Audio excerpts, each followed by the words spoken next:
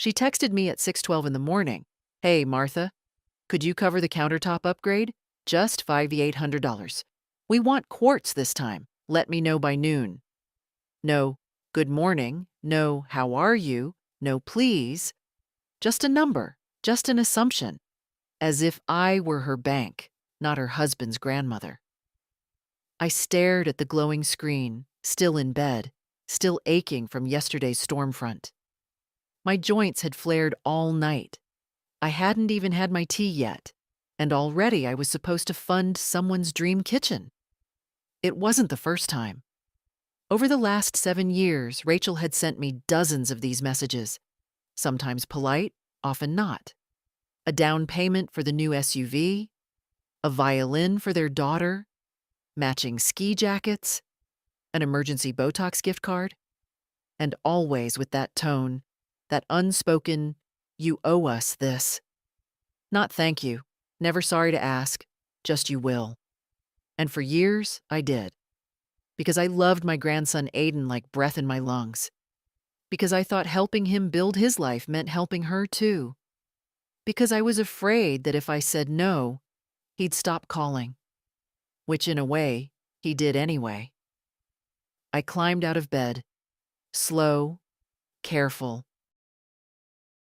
The old pine floors in my hallway creaked just like they did in the 70s when my Harold still tiptoed out to make coffee before I woke up. I shuffled to the kitchen, boiled water, pulled down my favorite mug, the chipped one with a faded rose, older than Rachel herself. As I waited for the kettle, I looked out the window. The backyard was wild again. Dandelions like stubborn little fists. The wind had knocked over the bird bath. I made a mental note to ask Alan from next door to help me fix it. He was a good boy, Alan. Never asked for anything, but always offered. Unlike some. The phone buzzed again. Just in case you missed my last text. The smiley face did it. That smug yellow dot pasted on top of her demand. I didn't reply.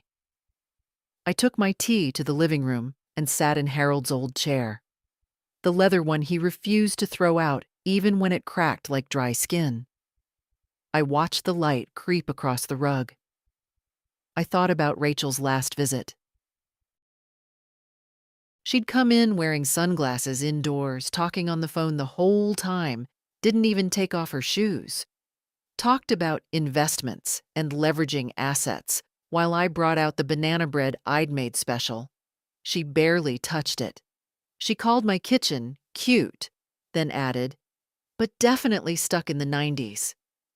When she left, she'd kissed the air near my cheek and called me Marfa, as if my name were just an inconvenience.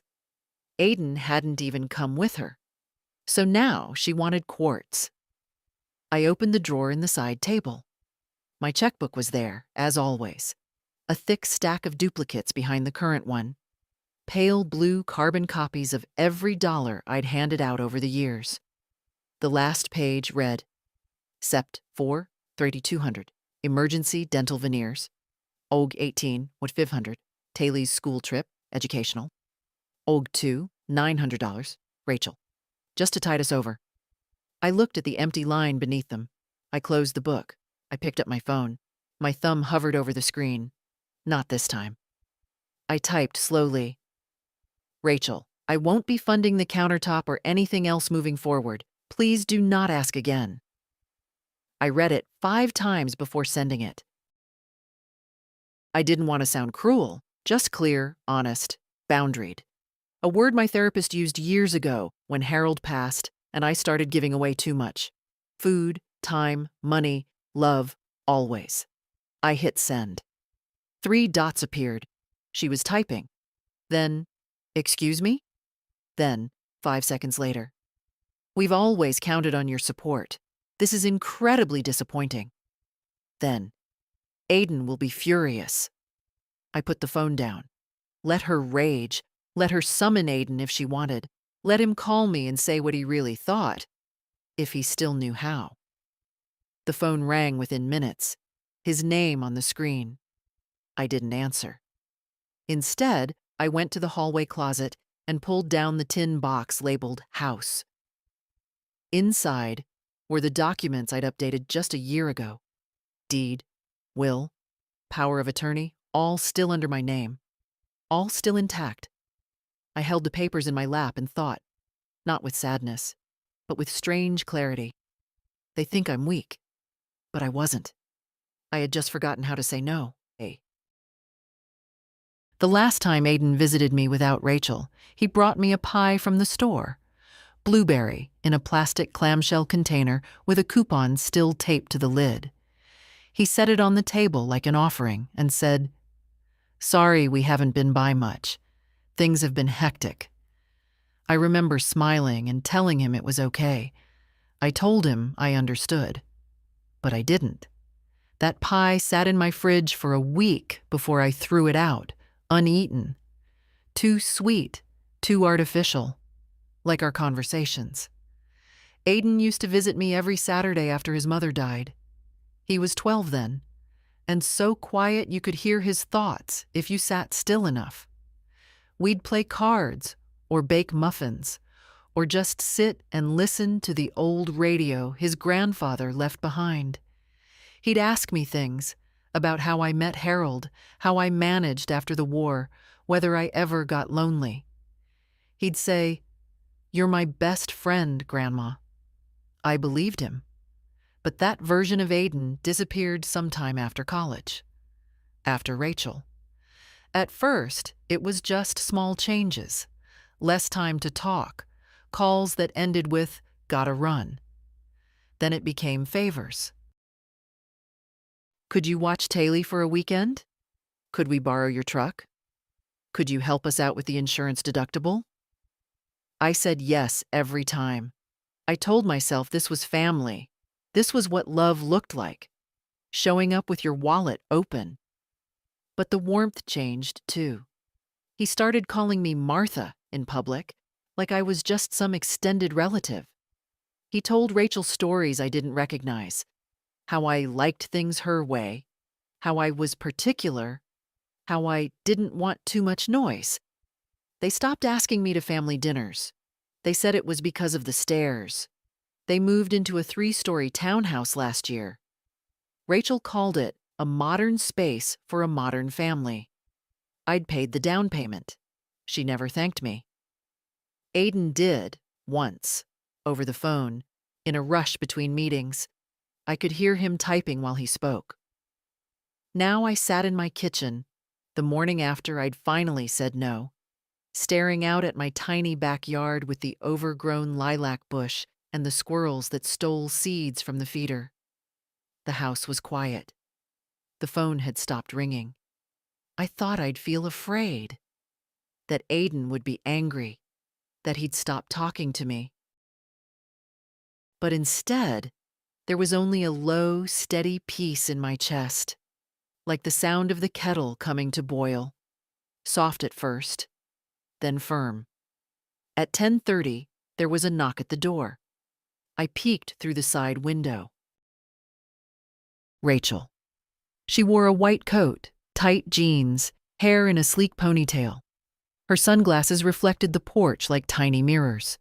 She stood with one hand on her hip, phone in the other. I opened the door, but didn't step aside. "Martha," she said, smiling like we were old friends. "Mind if I come in?" "Actually, I do," I replied. She blinked. That wasn't in her script. "I think we got off on the wrong foot," she said, lowering her glasses. Her eyes were sharp, not angry, just calculating. "I know you're under a lot of pressure, and maybe yesterday's request came off too." Abrupt. I said nothing. "We just thought, since you've been part of our financial planning before, you might want to help finish the kitchen. It's an investment in the family's future." My fingers tightened around the edge of the door. "I'm not an investment," I said. "And I'm not part of your budget." She blinked again. Then the smile came back, but colder. "You know, this affects Aiden too," she said. "You're putting him in a difficult position." "I'm sure he'll manage." And Taylor will be fine, I cut in. She has 2 parents and a brand new home. I think she'll survive. Rachel shifted her weight. Her tone changed. I hope you know what you're doing, she said. You're isolating yourself. No, I replied calmly. I'm reclaiming myself. She stared at me. I could tell she wanted to say something cruel, something final, but she couldn't find the words. Instead, she turned and walked back to her car. A black SUV, spotless, leased under my name. She didn't even glance back. I closed the door, slid the bolt shut, and exhaled. I walked into the living room and sat down on the couch. The quiet felt different today. Not lonely. Clean. On the coffee table, my checkbook sat untouched. The pen lay beside it. And for the first time in years, I didn't feel compelled to pick it up. I once believed generosity was a kind of glue, that if I gave enough, loved enough, paid enough, no one I cared for would drift too far away. Looking back now, I see how that belief hollowed me out, one check at a time. The proof sat in the drawer of my writing desk, a fat accordion folder marked Family. I opened it that afternoon, needing to remind myself why I had finally said no. Inside were years of bank receipts, photocopied checks, and handwritten notes clipped together by purpose. Each bundle carried a story I had tried to forget. The oldest was a loan for $7,500, nearly a decade ago, when Aiden and Rachel wanted to start fresh after moving in together. They promised it would be paid back in 6 months. 6 months stretched into years, then was quietly never mentioned again. Next came the medical bills. Not mine, but theirs. A hospital charge for a sprained wrist after Rachel's accident at a Pilates studio. An orthodontist's down payment for little Taylor's braces.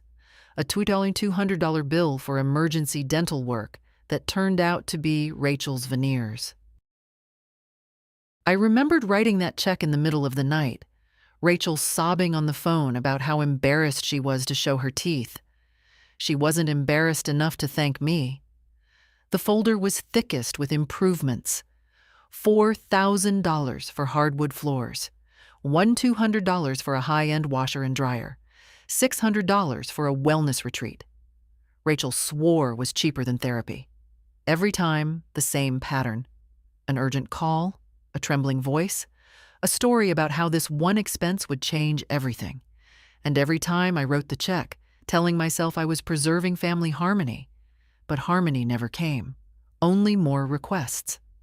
I turned to the back of the folder where the most recent statements lay.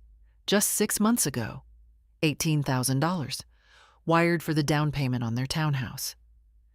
I remembered Aiden that day, his voice eager, hopeful. Grandma, this place will finally give us stability. We'll have a guest room for you. You'll always have your corner here. I visited once. The guest room was half storage, half office, with a folding cot jammed against the wall. Rachel gave me a tour of the new kitchen, all marble counters and stainless steel, and said, "We'll update the rest once the funds allow." I remember standing there, smiling politely, knowing she meant once you send more. That was the last time they invited me over. I sat back in my chair, the folder open in front of me. My hands trembled slightly, but it wasn't weakness. It was anger, finally having a place to land. I whispered aloud, just to hear the truth spoken. I have paid for nearly every corner of their lives, and not once did they see me as more than a purse with hands. The house was quiet, but I could almost hear Harold's voice in reply. "Edith, you don't have to keep proving yourself." I closed the folder. I had proven enough. The phone buzzed again. Aiden, this time. No voicemail, just silence after the missed call. I pictured him at work, forehead creased, Rachel pacing behind him. Maybe they were rehearsing what to say to break me back into compliance. But the truth was already here, in these documents, ink that didn't lie. I slid the folder back into the drawer and, with a kind of solemn ceremony, turned the key. Then I did something I hadn't done in years. I brewed another cup of tea, carried it to the back porch, and sat in the sun without guilt. I didn't think about what bill I had to cover next. I didn't rehearse excuses to protect their pride. I simply sat, sipped, and let the warmth soak into my bones. For the first time in so long, the money wasn't leaving me. It was staying right here in my life, where I could finally decide what it meant. And that decision, that tiny act of resistance, felt richer than any check I'd ever written. The morning after Rachel's visit, I woke up with a kind of clarity I hadn't felt in years. The house was quiet, but not heavy. More like it was holding its breath, waiting for me to take the next step. For decades, I'd let myself be carried along by other people's needs, as if I were a branch floating down a river.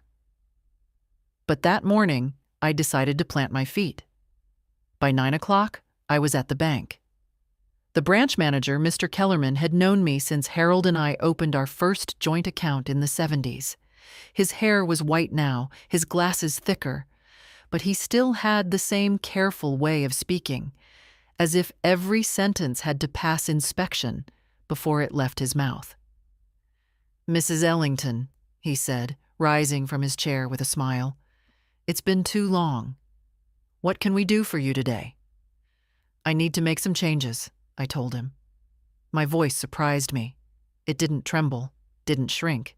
It was steady. He gestured for me to sit. "Changes to your accounts?" "Yes.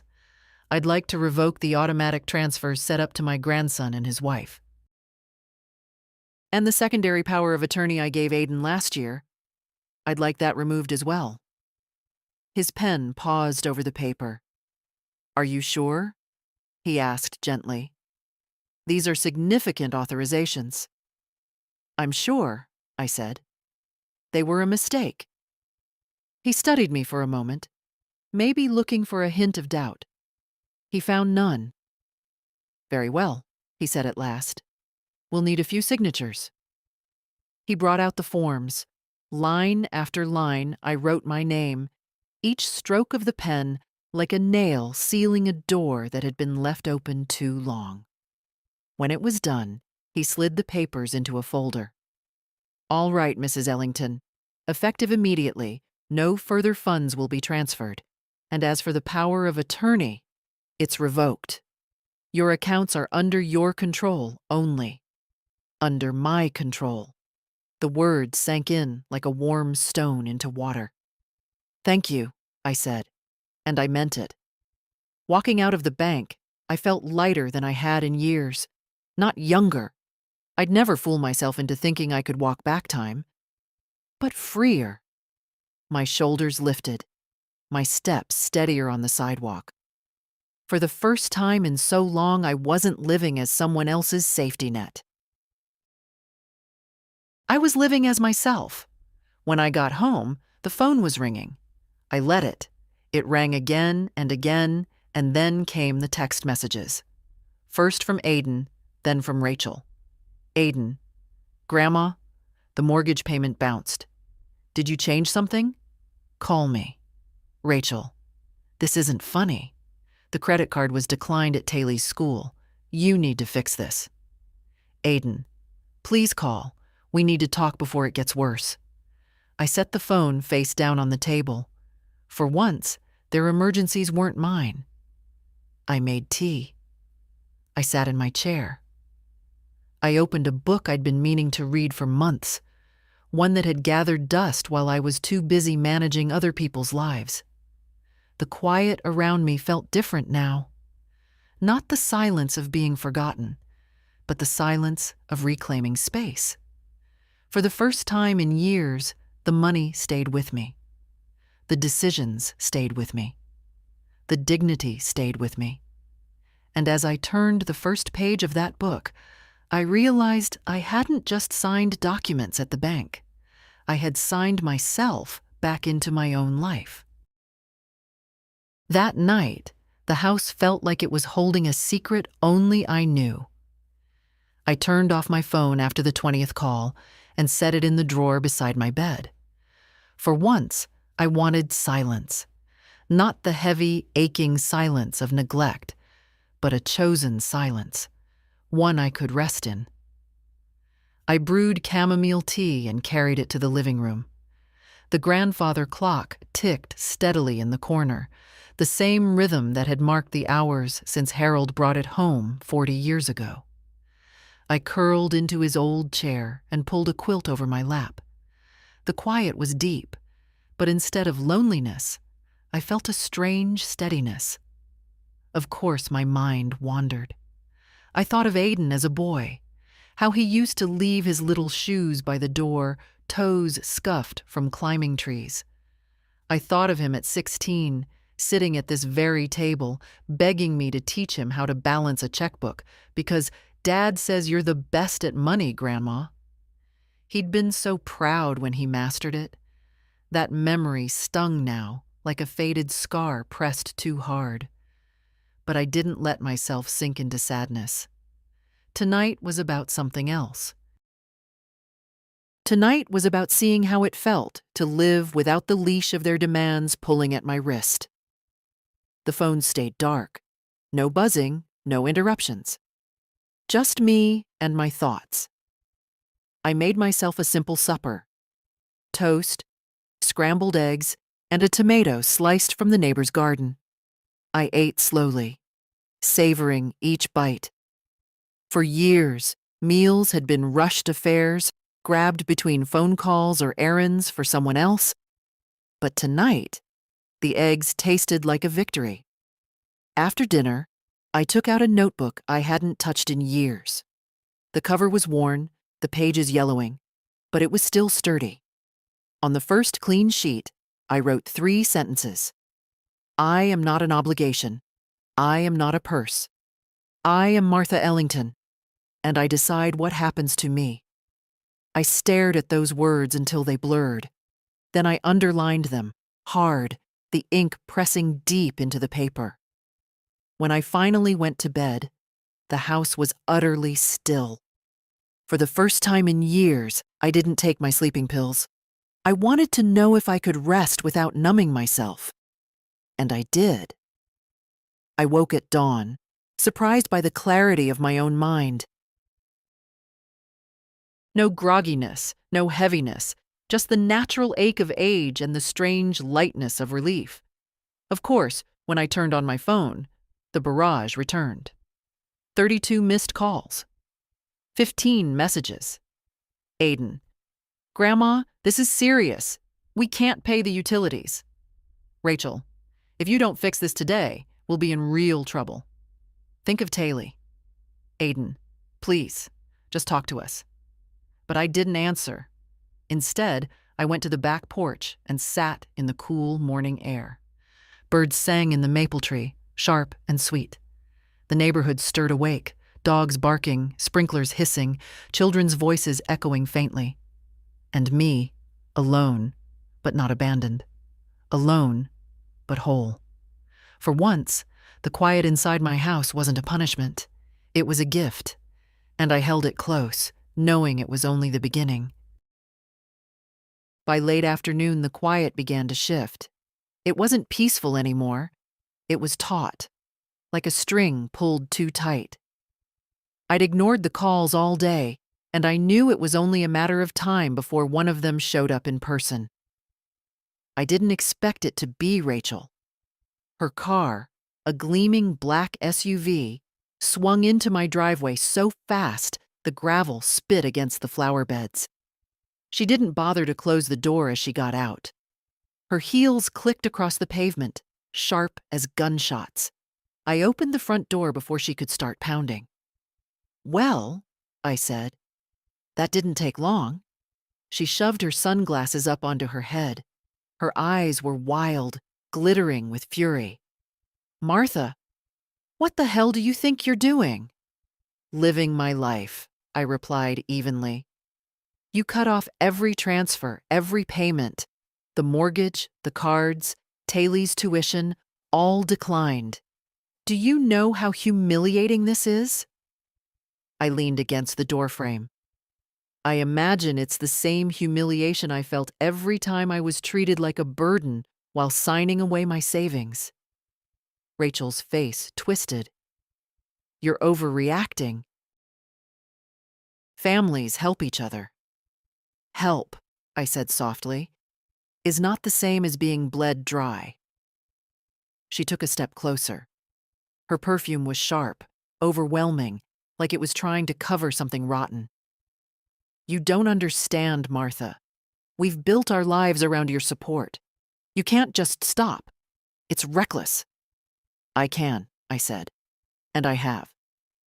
For a moment, the only sound was the wind in the maple tree. Then Rachel's control snapped. "You selfish old witch," she spat. "After everything we've done for you." I laughed, not kindly. "What exactly have you done for me, Rachel? Aside from treating my home like a cash machine?" Her face went red. She glanced back at the SUV, then back at me, as though trying to decide whether to fight or flee. "Finally," she hissed, "you'll regret this." She stormed down the porch steps, yanking open the car door so hard it rattled. But she didn't leave right away. She sat behind the wheel, hands gripping it tight, staring at my house. I watched from the doorway until the engine roared and the SUV peeled backward out of the drive. Gravel sprayed again, clattering against the siding. When the sound faded, I shut the door and locked it. My hands trembled slightly, but not from fear, from adrenaline. I'd faced Rachel before, but never like this. Never standing tall in my own doorway, refusing to budge. The rest of the evening passed slowly. I tried reading, but my eyes slid over the words. I tried tea, but it cooled untouched. The memory of her fury lingered, a storm waiting to break. At dusk, I went out back to water the lilac bush. The air was heavy, the kind of August heat that clings to the skin. Across the street, Alan was tinkering with his mower. He looked up, saw my face, and frowned. "Everything all right, Mrs. Ellington?" he called. I forced a smile. "Just fine, dear, just fine." But when I went back inside, I double-checked the locks. That night, I didn't sleep as easily. Every sound, the creak of the floorboards, the sigh of the wind through the shutters, pulled me half awake. At one point, I swore I heard a car engine idling far off, but when I peered through the curtains, the street was empty. I told myself I was being paranoid, that Rachel would yell, threaten, maybe send Aiden to beg, but nothing more. And yet, deep in my chest, I felt it. The quiet wasn't holding its breath anymore. It was warning me. Rachel wasn't finished, not by a long shot. I woke the next morning with the heaviness of unease pressing against my ribs. The house felt different, as if the walls themselves were bracing for something. I moved slowly through the kitchen, making tea, but my hands shook just enough to splash water across the counter. By noon, the air outside had grown thick with humidity. Clouds hung low, dimming the daylight. I sat in Harold's chair, the one place that always steadied me, and tried to read. I didn't get more than a page in before I heard it, the low growl of an engine. Rachel's SUV. It rolled into my driveway slower this time, but no less deliberate. I stood at the window, heart pounding, and saw her grip the steering wheel, knuckles white. She didn't get out. She just sat there, eyes fixed on the house. I thought she might leave. I hoped she would. But then, without warning, she pressed her foot down.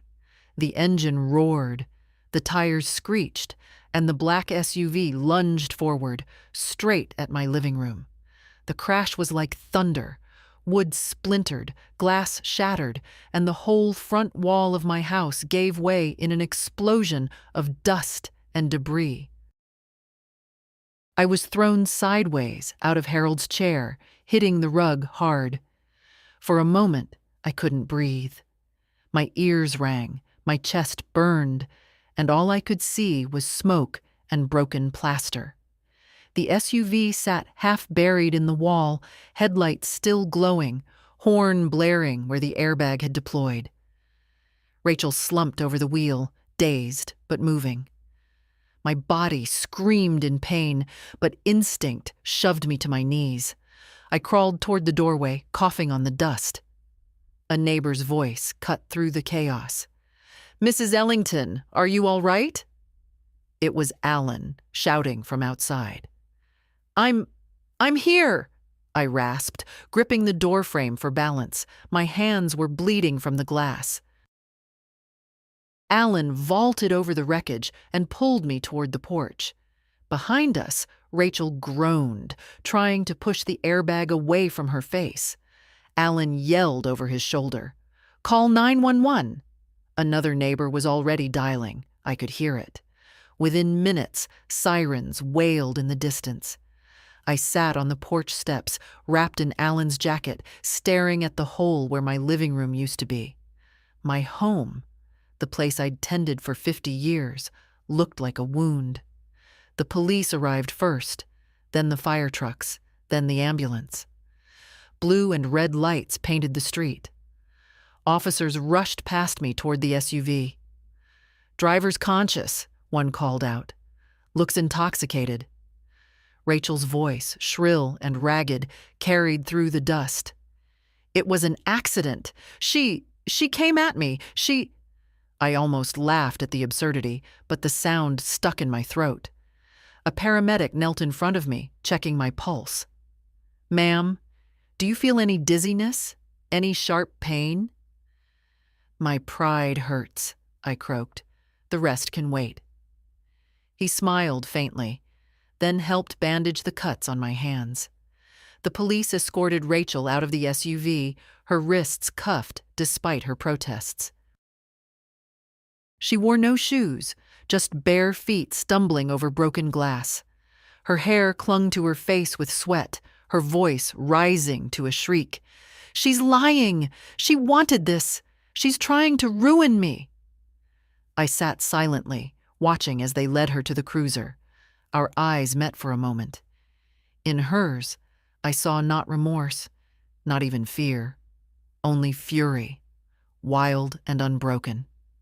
The officer closed the door behind her, and the street fell quiet except for the crackle of radios. Alan crouched beside me. "You're lucky to be alive, Martha." I looked at the jagged hole in my home, the shattered remains of Harold's chair buried under rubble. Lucky? Yes. But also something else. I wasn't broken. I had survived Rachel's rage, and the world had witnessed it. And for the first time in years, I knew this fight was no longer mine alone.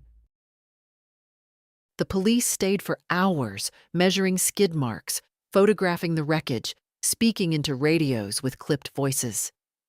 I sat wrapped in a blanket someone had fetched from my closet, the porch railing cool against my back. My house looked like a mouth with teeth knocked out. Jagged beams, a gaping wound where Harold's chair had stood. One officer, a tall woman with hair braided tight against her scalp, crouched beside me. "Mrs. Ellington, do you have any idea why the driver would accelerate into your home?" I almost laughed. The question felt too clean for what had just happened. "She wanted my money," I said plainly, and I told her no. The officer blinked, scribbled something in her notebook, then nodded. "We'll be taking her downtown, but we'll also need your statement."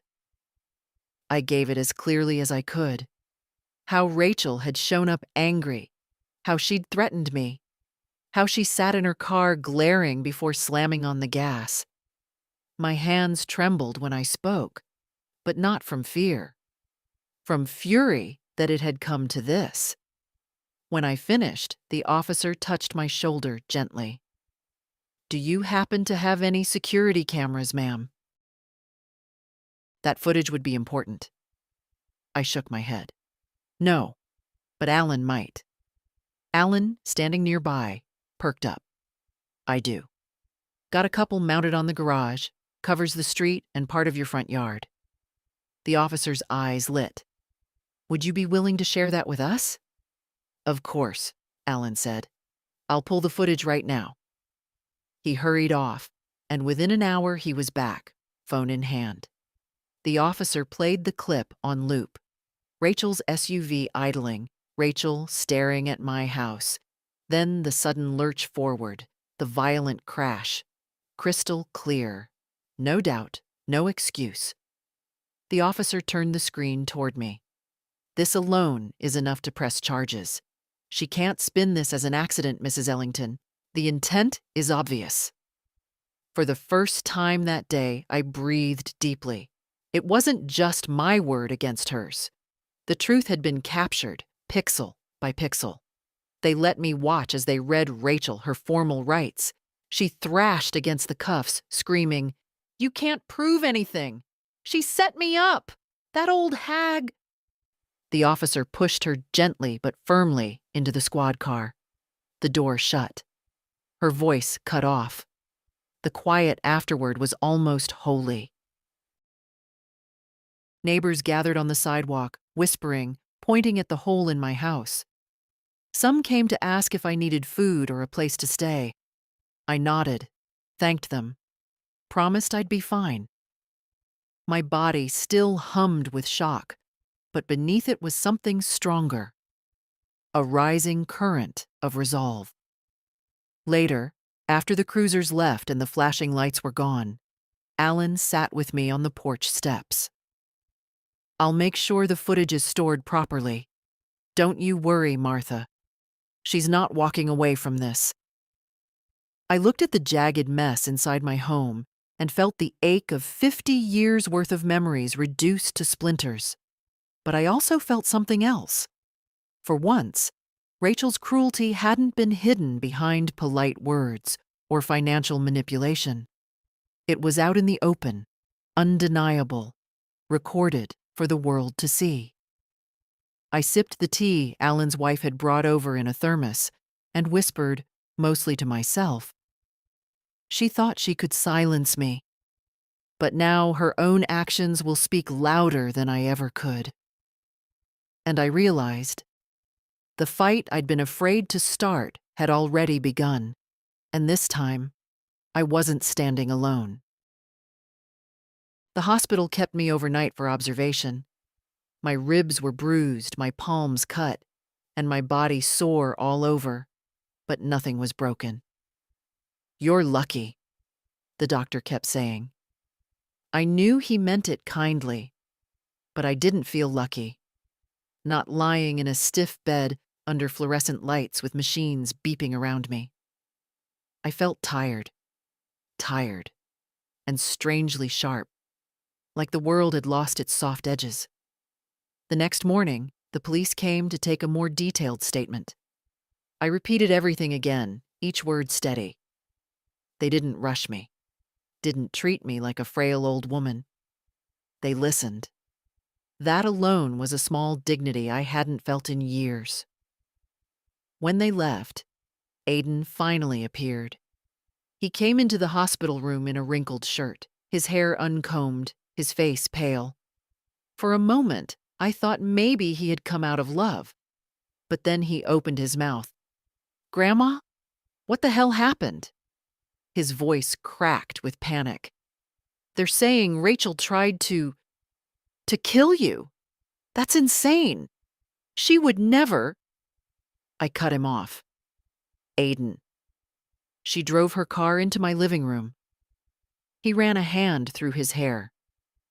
"She says it was an accident. That she lost control of the wheel." I leaned forward despite the ache in my ribs. "There are cameras. Alan caught the whole thing. She sat in the car and aimed, Aiden. It wasn't an accident, and you know it. He swallowed hard, his eyes darting toward the window. I saw it in his face, doubt creeping in, but pride fighting it. He didn't want to believe me, not if it meant facing the truth about his wife. She's under a lot of stress, he muttered finally. You cut us off without warning, the mortgage, the school bills. Do you know what kind of pressure that puts on a person? I almost laughed. Pressure makes people angry, Aiden. It doesn't make them try to murder their grandmother. His jaw tightened. He looked at me then, really looked, and I saw something I hadn't seen in years. Shame. But it was tangled with fear, and that fear wasn't for me. It was for himself. If she goes to prison, his voice trailed off. What am I supposed to do? I lay back against the pillow, exhaustion washing over me. You'll manage. You're a grown man. And maybe, without me paying for everything, you'll finally learn how. He opened his mouth to argue, but the nurse came in to check my vitals, and he fell silent. After she left, he stood awkwardly at the foot of the bed. They said she'll be arraigned tomorrow, he mumbled. I'll talk to the lawyer. We'll straighten this out. I turned my face toward the window. Go home, Aiden. He hesitated, then left without another word. That night, I couldn't sleep. I kept seeing the SUV hurtling toward me, the explosion of wood and glass. I kept hearing Rachel's voice screaming, lies to the police. But every time my heart began to race, I reminded myself, the truth is on my side now. The footage, the neighbors, the broken wall of my house. Evidence that couldn't be spun into misunderstanding. The next day, I was discharged. Alan drove me home. When we pulled up, the sight made my throat tighten. Plywood already covered the gaping hole, a makeshift patch to keep out the weather. My living room looked like a boarded-up tooth. But something else waited, too. A police cruiser parked at the curb. An officer stepped out as I climbed from Alan's car. Mrs. Ellington, he said. We wanted to inform you. Rachel Ellington has been formally charged with aggravated assault with a deadly weapon and reckless endangerment. She's in custody. I gripped the car door for balance, not from weakness, but from the force of relief. And, the officer added, she's being held without bail. The judge considered her a flight risk. Alan let out a low whistle. Sounds like justice finally caught up. I nodded slowly. For so many years, Rachel had played her games in whispers and behind doors, twisting Aiden's loyalty and treating me like an open wallet. But now, her cruelty was dragged into the light of a courtroom. The officer handed me a slip of paper.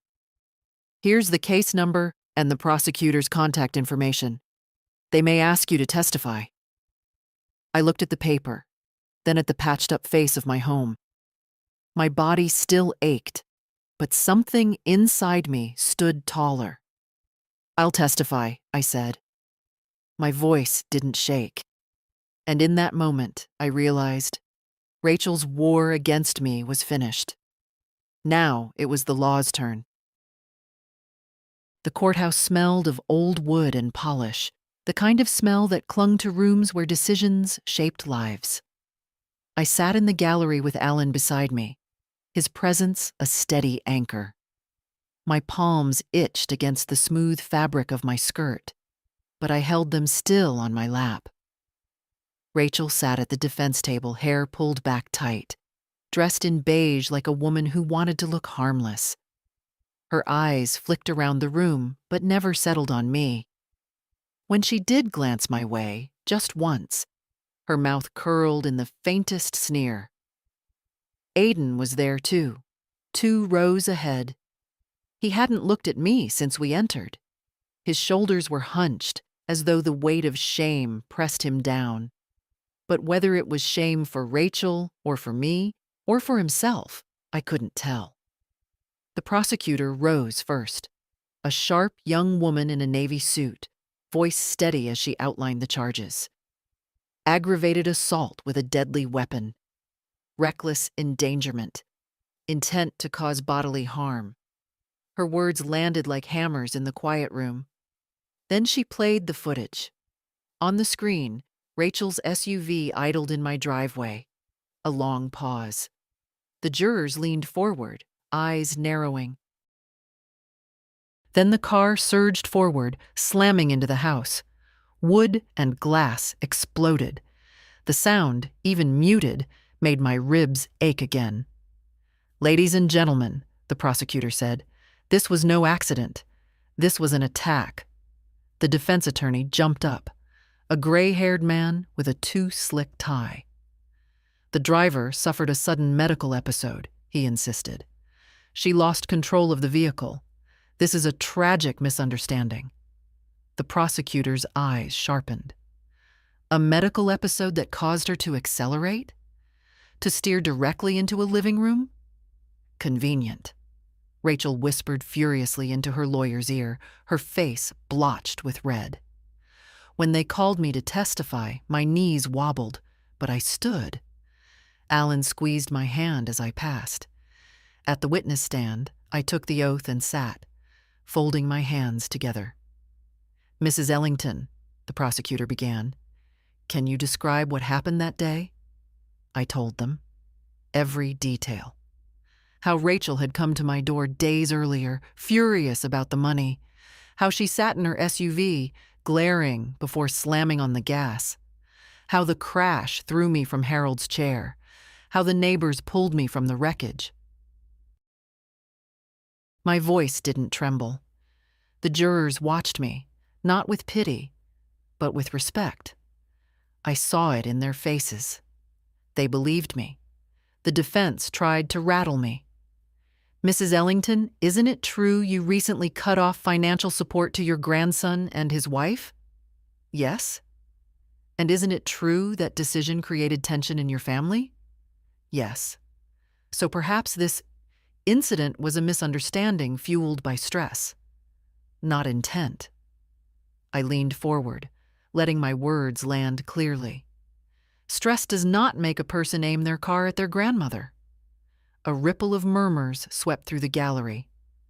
The judge banged his gavel for silence. The defense attorney flushed and shuffled his notes. Rachel glared at me, eyes burning, but I didn't look away. Not this time.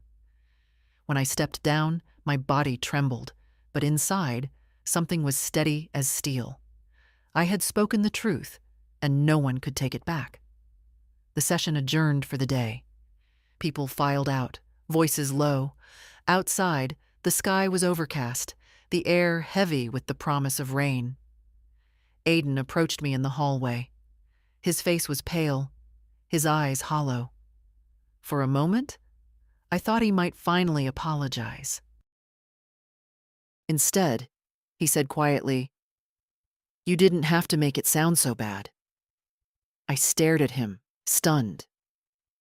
"Your wife drove a car into my home, Aidan. How exactly should I have made it sound?" He opened his mouth, then closed it again. His gaze dropped to the floor.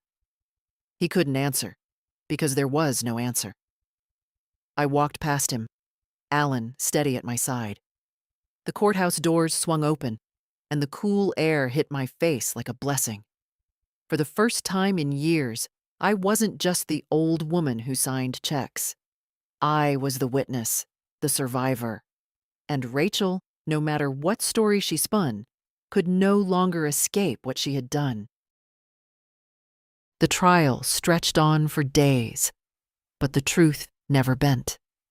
Witness after witness took the stand. The officers who arrested Rachel, the paramedics who pulled her from the SUV, and finally Alan, who described in careful detail what he saw from his driveway. Each voice was another nail in the coffin of her story. Through it all, Aidan sat rigid in the gallery, his face unreadable. He never once looked my way. On the third day, the prosecutor revealed something new. Rachel's phone records.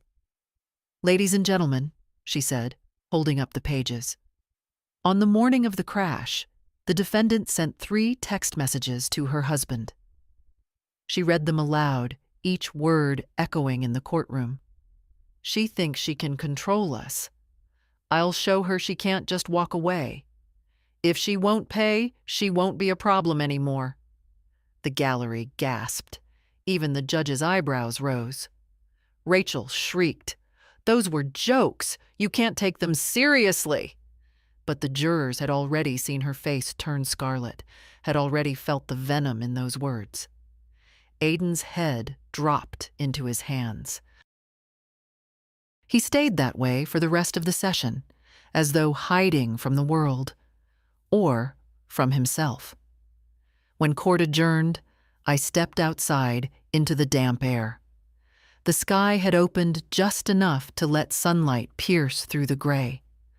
Alan offered me his arm as we walked to the car.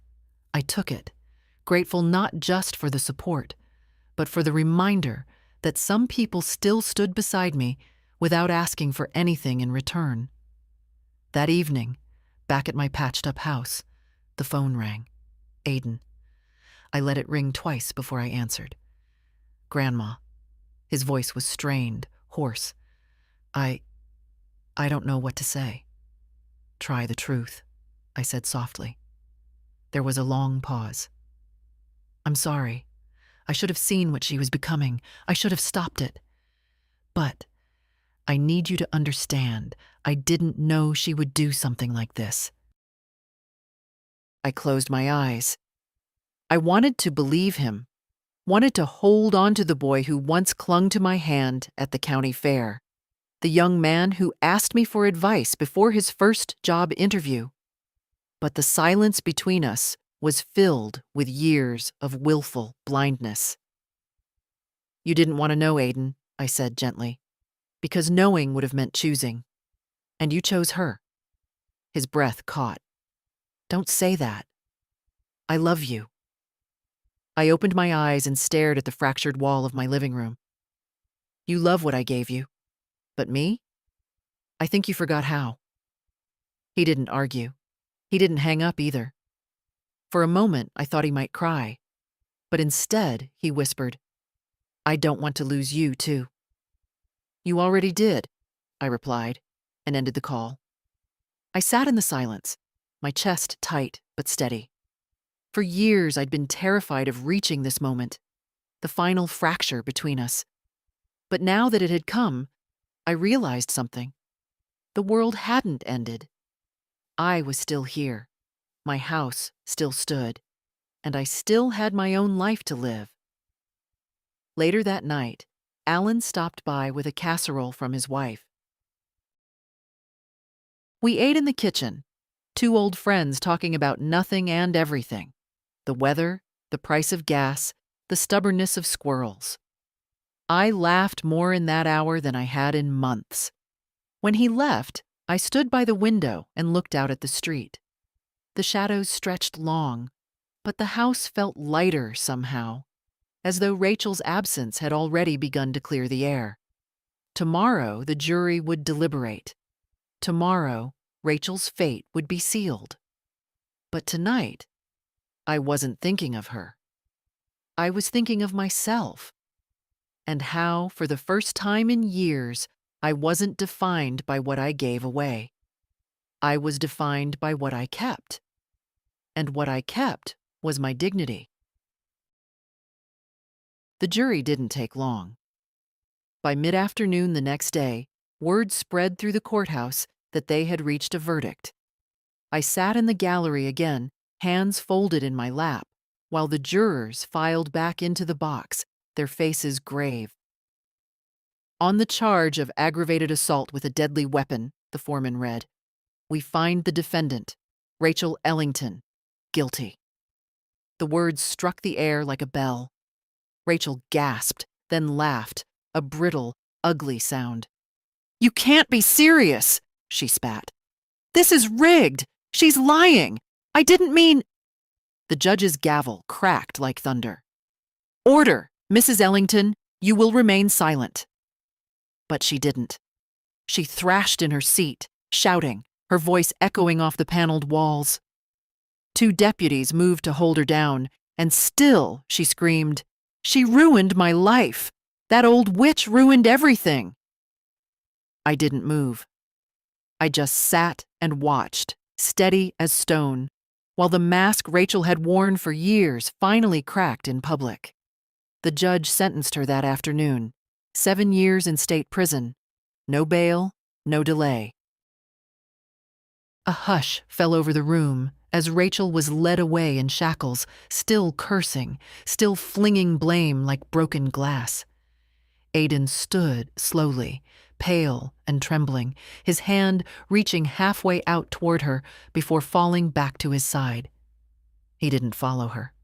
He just stood there, looking lost. I left before he could approach me. I had no words left for him. Not then. Outside, the sky was bright and clear, as if the world itself had washed clean. Alan met me on the courthouse steps. "It's done," he said softly. "Yes," I answered. My voice felt different, lighter, steadier. "It's done." That night, alone in my patched-up house, I made myself a small celebration. A glass of Harold's favorite sherry, a plate of sharp cheddar and apples. I sat at the kitchen table and let the quiet soak in. I thought I'd feel triumphant. Instead, I felt something quieter, deeper, relief. For years, I'd carried the weight of trying to hold a family together with my wallet, as if money could stitch respect where none existed. I'd told myself it was love, told myself it was necessary, told myself I was protecting Aiden. But love isn't something you buy. Respect isn't something you purchase. And protection doesn't mean sacrificing yourself until there's nothing left. Rachel was gone. The law had spoken. The storm that had hovered over me for years had finally broken and passed. The house still bore its scars. Plywood where a wall should be, dust in the corners, broken glass that seemed to surface from nowhere weeks later. My ribs still ached when I moved too quickly. My heart still winced at the thought of Aiden, standing alone in that courtroom, lost between his guilt and his pride. But none of that erased what had happened today. The world had seen the truth, and I had survived it. I lifted my glass of sherry toward the empty chair across the table. "We did it, Harold," I whispered. "We made it through." The house didn't answer, but for the first time in a long while, it felt alive again. And so did I. The week after the sentencing, I met with my lawyer, Mr. Duncan, in his office downtown. His shelves sagged with leather-bound volumes, his desk neat in the way of a man who had spent 40 years organizing other people's messes. He looked at me over his glasses as I slid the folder of documents across the desk. "I want to change my will," I said plainly. He nodded, already reaching for a fresh legal pad. "Very well, Mrs. Ellington. Whom do you wish to designate as your primary beneficiary?" For a moment, I hesitated. Once, the answer would have been obvious. Aiden. Always Aiden. But the image of him sitting in the courtroom, defending Rachel with silence, drifted through my mind. The boy who once held my hand at the fair was gone. The man who remained had chosen blindness, and I could no longer afford to excuse it. "My great-granddaughter, Lily," I said firmly. Mr. Duncan raised his brows. "Your late daughter's child?" "Yes, she's young, just starting out in life, and she's the only one who's come to see me simply because she wanted to, not because she needed something." He wrote quickly, nodding. "And your grandson Aiden?" "He gets nothing," I said. My voice did not waver. The words startled even me with their finality. But once they were spoken, I felt a strange freedom, as if chains I hadn't realized I still wore had slipped away. We spent the next hour discussing the details. I asked for a trust to be created, one that would shield my assets from anyone's interference. We added clauses to prevent challenges. Mr. Duncan explained everything carefully, his tone respectful, never questioning my clarity. When all was finished, he gathered the papers into a neat stack. "Mrs. Ellington, this is airtight. No one will be able to touch what you leave behind. Are you certain this is what you want?" I looked out the window at the city street, bustling with strangers who owed me nothing and wanted nothing from me. Then I thought of Lily, the way she hugged me last Christmas and whispered, "I like coming here, Grandma. Your house feels safe." "Yes," I said. "This is what I want." He slid the documents across for my signature. My hand trembled slightly as I wrote my name, not from weakness, but from the weight of closing a chapter I had kept open too long. When I left the office, the air felt crisp, almost celebratory. I walked to the bakery down the street and bought myself a cinnamon roll. A small indulgence, one I hadn't allowed in years because I was always saving for someone else's need. I sat by the window, sipping coffee, eating slowly, and for once, thinking only of myself. That night, back home, I pulled out Harold's old photo album. Pictures of birthdays, picnics, and holidays spilled across the pages. There was one of Aiden at 6, frosting smeared across his nose, grinning at me as if I were the whole world. I touched the photo gently. "I tried, my darling boy," I whispered. "But you let her take you too far away." Then I turned the page to Lily, a baby in my daughter's arms, later a teenager with her first diploma, her smile unguarded and bright. I closed the album and felt no bitterness, only a quiet certainty. My legacy would not be a house destroyed by greed or a bank account drained by demands. It would be love, preserved for the one who still knew how to return it. And for the first time in decades, I believed Harold would be proud of me. The weeks after the trial were filled with hammers, dust, and the steady rhythm of rebuilding. Contractors patched the gaping wound where Rachel's SUV had torn into my living room. For a while, the scent of sawdust clung to everything. My curtains, my hair, even the quilt on Harold's chair. But I didn't mind. Sawdust meant progress. Sawdust meant healing. Neighbors stopped by often, sometimes just to check on me, sometimes with casseroles and pies. Alan came almost every evening, rolling up his sleeves to help carry wood or sweep debris. His wife sent over fresh bread, her way of saying, "You're not alone." For years, I had been invisible in this street, the quiet old woman in the house with fading paint. Now, I felt something I hadn't in a long time: community. One Saturday, as the new drywall went up, Alan knocked on my back door. "We're grilling tonight," he said. "Come over, no excuses." I almost declined. I'd grown used to staying in, shrinking myself into the corners of my house. But then I remembered Harold's words, the ones he used to say whenever I hesitated. "Life doesn't come knocking twice, Edith. You open the door while it's there." So I went. Alan's backyard was alive with noise. Children darting through sprinklers, dogs chasing sticks, neighbors laughing around folding tables. The smell of charcoal and rosemary drifted through the warm air. When Alan's wife pressed a plate into my hands, piled high with chicken and potatoes, I felt an unexpected lump in my throat. "Eat," she said gently. "You've carried enough weight. Let us carry you for a while." I sat at the table among people I'd known in passing for years, people who had suddenly stepped forward when my world fell apart. We shared food, stories, laughter that bubbled up like it hadn't been missing at all. For the first time since Harold's death, I didn't feel like an outsider to life. I felt part of it. Back home later, full and tired, I walked through my half-repaired living room. The plywood had been replaced with fresh walls, still bare and unpainted. I ran my hand across the smooth surface. This house had scars now, but so did I. And like me, it was standing again.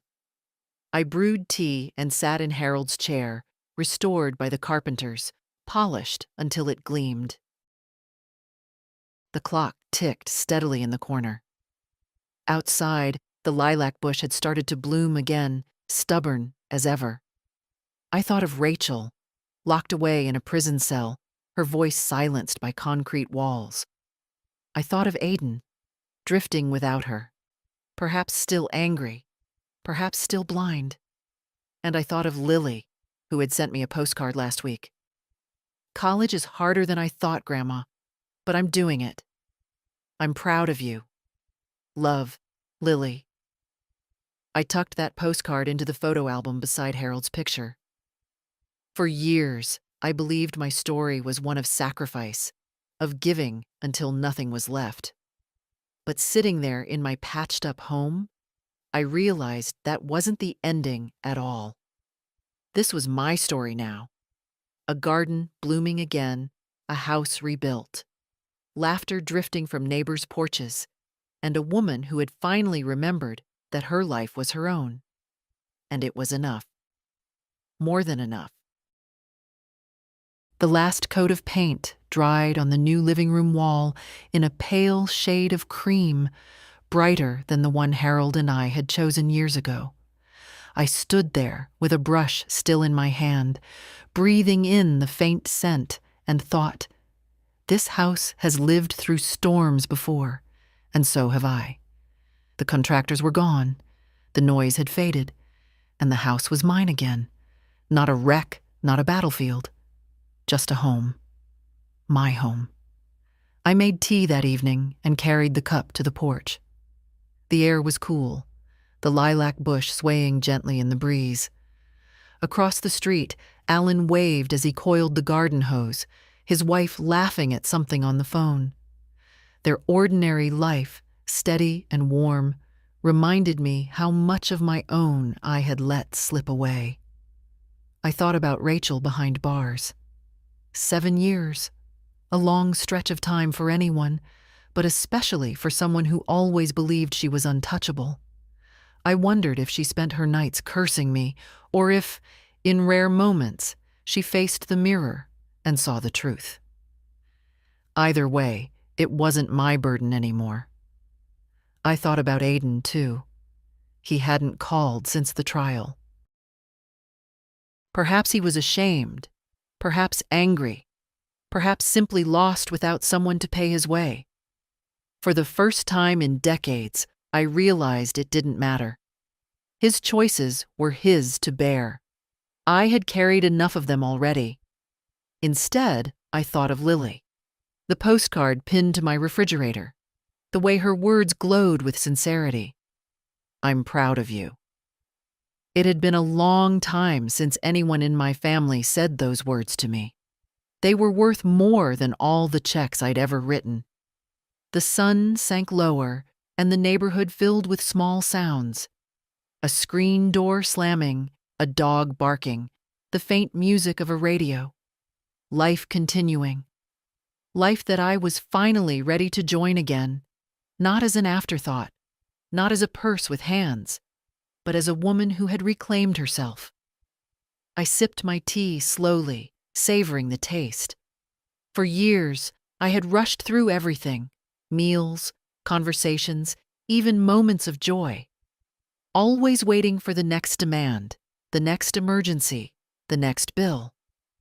Now, for the first time in so long, there was nothing pressing, nothing urgent. Only the choice of what I wanted to do tomorrow.